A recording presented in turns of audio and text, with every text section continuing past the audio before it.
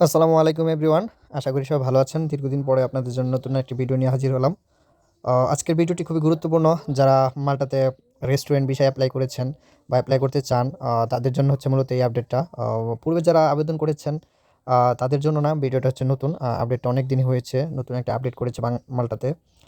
মূলত হচ্ছে রেস্টুরেন্ট খাতে যারা কাজ করবে মাল্টাতে, রেস্টুরেন্ট ভিসায় এখানে আসবে, মূলত হচ্ছে বিষয়টা তাদের জন্য। তো ভিডিওটি না টেনে অবশ্যই মনোযোগ দিয়ে শোনার চেষ্টা করবেন। যদি ভিডিও ভালো লাগে অবশ্যই লাইক, কমেন্ট এবং সাবস্ক্রাইব করে দেবেন আমার ভিডিওটি। যদি ভালো না লাগে অবশ্যই স্কিপ করবেন, উল্টোপাল্টা কমেন্ট করবেন না। অনেকে হয়তো অনেক পরামর্শের জন্য কথা বলতে চান। অবশ্যই ভিডিও ডিসক্রিপশন বক্স চেক করবেন। ডিসক্রিপশন বক্সে হোয়াটসঅ্যাপ নাম্বার দেওয়া থাকবে। যদি কোনো পরামর্শের দরকার হয়, কোনো কিছু জানার থাকে, অবশ্যই নক করবেন। ইনশাল্লাহ আমি যতটুকু পারি আপনাদেরকে সহযোগিতা করব। আমরা অনেকেই আছি যারা আপনার রেস্টুরেন্ট খাতে মাল্টাতে আবেদন করতে চাই বা মাল্টাতে গিয়ে রেস্টুরেন্টে কাজ করতে চাই। দক্ষ এবং অদক্ষ উভয়ই আছে যারা মাল্টাতে রেস্টুরেন্ট খাতে এপ্লাই করে থাকি। এক্ষেত্রে নতুন একটা নিয়ম করেছে এখন বর্তমানে। নিয়মটা আগেই করেছে, আমি আপডেটটা দিতে অনেক দেরি করে ফেলেছি। তো যাই হোক, অনেক ভাইয়েরা আমাকে ইউটিউব থেকে নাম্বার নিয়ে আমাকে জিজ্ঞাসা করেন এই ব্যাপারে।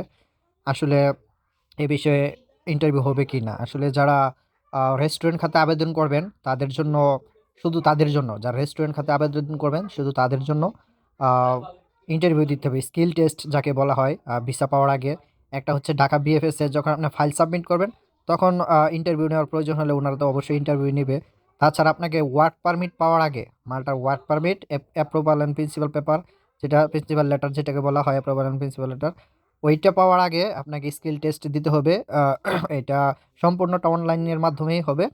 যেমনটা আমরা ফাইল সাবমিট করার পরে ঢাকা বিএফএস থেকে বা মাল্টা থেকে যখন আমাদের ইন্টারভিউ নেওয়া হয়, আ উনারা জানার জন্য ইন্টারভিউ নেয়।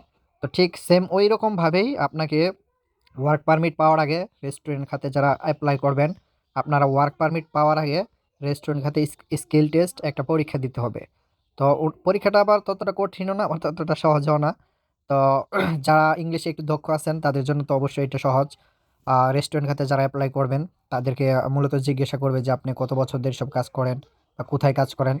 উনাদের মন মতো কিছু প্রশ্ন হয়তো জিজ্ঞাসা করবে। ততটা লং টাইমের প্রশ্নও না। এই শর্ট টাইমে ৪-৫ মিনিট অর্থাৎ ৩ মিনিট ৫ মিনিট কথা বলতে পারে আপনার সাথে, এরকমই। তো যারা রেস্টুরেন্ট খাতে এপ্লাই করবেন অবশ্যই বুঝে শুনে এপ্লাই করবেন। না হলে পরবর্তীতে যাদের স্কিল আছে, যারা অভিজ্ঞ কাজ করতেছেন রেস্টুরেন্ট খাতে, তাদের জন্য তো এটা কোনো সমস্যা হবে না।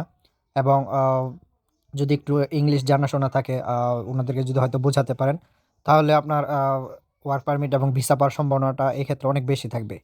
আর বর্তমানে অনেকে আছে যারা অদক্ষ বা অশিক্ষিত মানুষ আছে, যারা লেখাপড়া তেমন একটা জানে না। তারাও রেস্টুরেন্ট খাতে এপ্লাই করে। তো আপনারা দয়া করে একটু বুঝে শুনে এপ্লাই করবেন।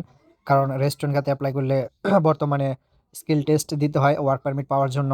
তো স্কিল টেস্ট দেওয়ার সময় যদি আপনি ওনাদেরকে বোঝাতে না পারেন যে আপনি এই কাজে দক্ষ বা কাজ করেন কিনা, এটা যদি না বোঝাতে পারেন, তাহলে হয়তো আপনি ওয়ার্ক পারমিটটা পাবেন না। তো এই ক্ষেত্রে যারা দক্ষ শ্রমিক, যারা এই কাজে দক্ষ এবং কাজে নিয়োজিত, ওই সকল ভাইরাই চান রেস্টুরেন্ট খাতে এপ্লাই করবেন।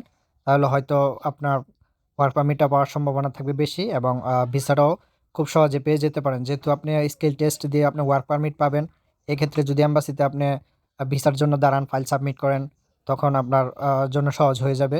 কারণ পূর্বেই আপনার একটা ইন্টারভিউ নিয়ে আপনাকে ওয়ার্ক পারমিট দেওয়া হবে এবং সেকেন্ড টাইম যখন আপনি ভিসার জন্য দাঁড়াবেন, তখন হয়তো আপনার ভিসাটা খুব সহজে হয়ে যেতে পারে। তো যারাই আবেদন করবেন এই লাইনে রেস্টুরেন্ট খাতে, তারা অবশ্যই একটু চিন্তা ভাবনা করে বুঝে শুনে যে আপনি পারবেন কিনা, ইংলিশ ইন্টারভিউ দিতে পারবেন কিনা, ওনাদেরকে বোঝাতে পারবেন কিনা। তা এক্ষেত্রে এটা একটু বুঝে শুনে নেবেন। আর অনেক ভাইরা আছে যারা অন্যান্য কাজের জন্য এপ্লাই করতেছেন বা করবেন। ইলেকট্রিশিয়ান কাজ কাজ আছে, ক্লিনার, অনেক কিছু আছে। ওই সকল কাজের জন্য কোনো স্কিল টেস্ট দিতে হয় না। শুধু রেস্টুরেন্ট খাতের জন্য এটা স্কিল টেস্ট দিতে হয়, অন্যান্য কোনো কাজের জন্য না। বর্তমানে মাল্টার ভিসা মোটামুটি ভালো হচ্ছে আগের থেকে।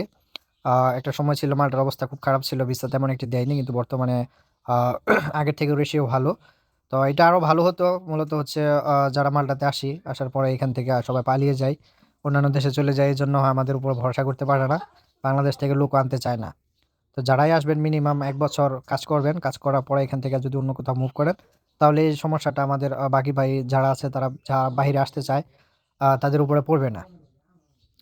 তো অন্যান্য খাতে যারা আবেদন করেছেন তারা অবশ্যই ভিসা পাবেন ইনশাল্লাহ।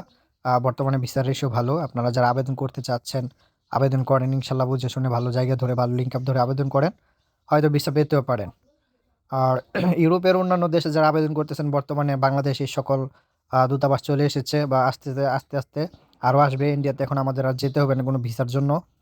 ইনশাল্লাহ 2025-26 সাল থেকে অবশ্যই হয়তো সমস্ত কার্যকলাপ আমাদের ঢাকা থেকেই হয়ে যাবে। তো ভালো থাকবেন সবাই, আসসালামু আলাইকুম।